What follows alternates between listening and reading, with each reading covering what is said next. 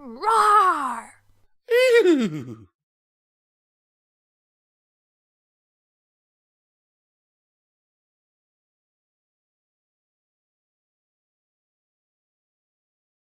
Awakening by Solocitizen, Chapter 4. 47th of planting season, 10,044 AC. But I don't want you to go! Little Lumina stomped her hoof on the floor and shouted at her mother. It's not fair!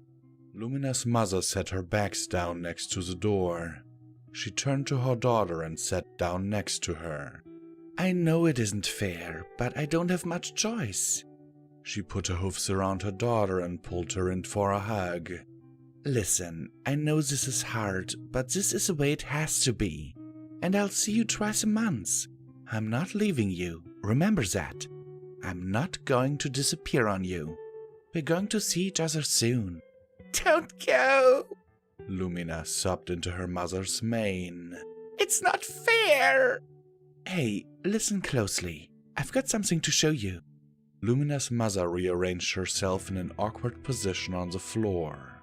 This is something you can do whenever you're feeling upset. The way I'm sitting now is called the Lily Lotus position, and sitting this way is the first step in clearing your head. Lumina picked her Twilight Sparkle doll off her back and sat down the same way as her mother. Next, you clear your mind and focus on a big, bright light shining down into you. Okay, then what? Then you picture it shining through you and lighting all the dark places inside you up. You can do this anytime you're in a troubling place in life. And will that make everything better? Lumina sniffled and picked up her Twilight Sparkle doll. No, it won't, sweetie, said her mother. But it will give you a little piece away from your troubles and help you face them when you're ready. Hoofsteps pattered up from the nearby hallway. Lumina's mother glanced in their direction, rose to her hoofs in a hurry, and slung her bags over her back. I'll have to go now, but I'll see you again on Saturday. Lumina's mother leaned in and gave her one last kiss. I love you so very much, sweetie. I love you too, Mommy. And with that, she was out the door. Her father stepped into the entranceway and stared at the door. Lumina held her doll close and didn't cry. She kept the emotions in and bottled them up next to her heart. Come, Lumina. There is a lot we need to talk about. Lumina's father trotted off towards his office and the little filly followed. The desk in her father's office was ginormous and adorned with model FTL fairies she was not allowed under any circumstance to touch. Her father lowered himself onto his big chair and propped his hoofs up in an arc. With a flick of his horn, he motioned for his daughter to take the seat on the opposite side of his work desk. The sharp edges of the desk, the odor of laser-scribed documents, and the ticking of the clock in the back provided her nothing but unease. So Lumina turned to her Twilight Sparkle for comfort and squeezed it tight. I know how difficult this is for you, Lumina's father spoke after a long time. My parents, your grandmother and grandfather, separated when I was very young, right about your age in fact. It was hard, yes, but I like to think I'm stronger from having gone through it. Your mother and I, we had our differences and we simply couldn't remain together. I'll tell you more about that when you're older.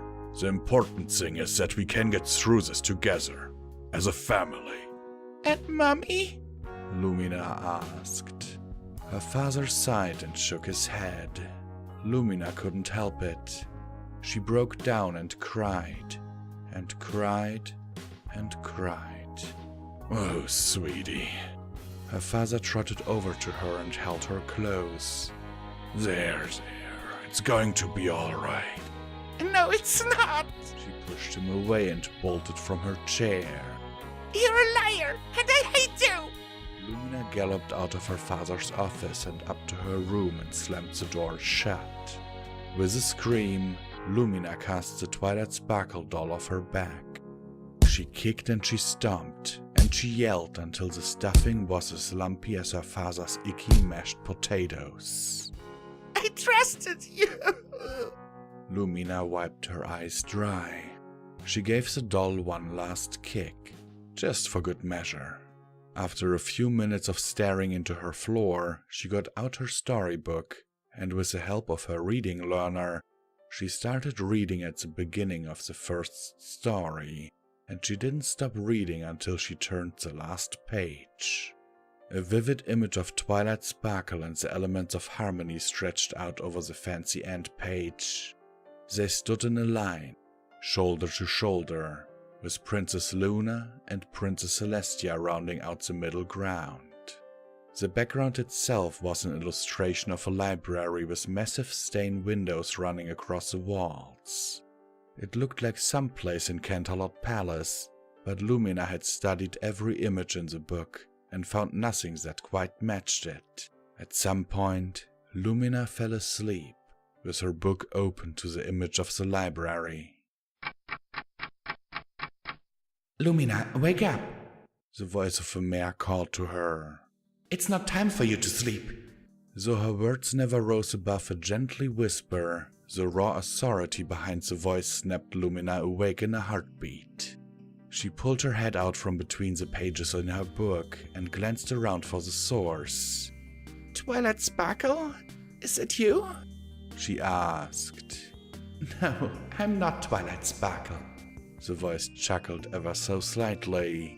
But she's over here, if you'd like to see her.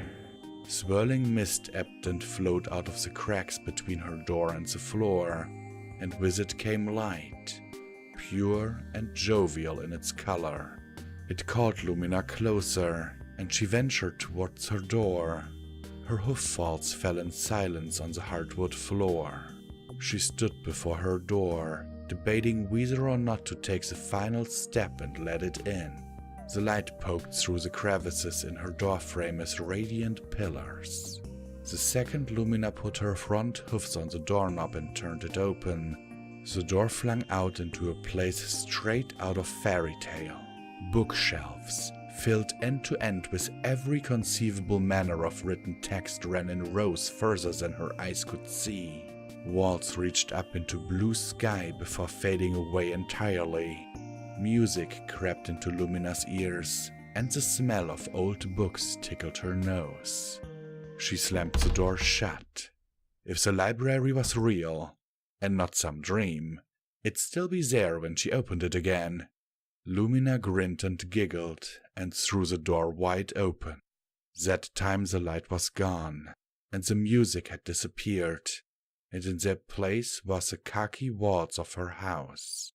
She didn't give up, and tried opening and closing her door for a long time. Calling out to the mare on the other side didn't work either, and after a while, Lumina gave up. She hung her head, crawled into bed, and went to sleep.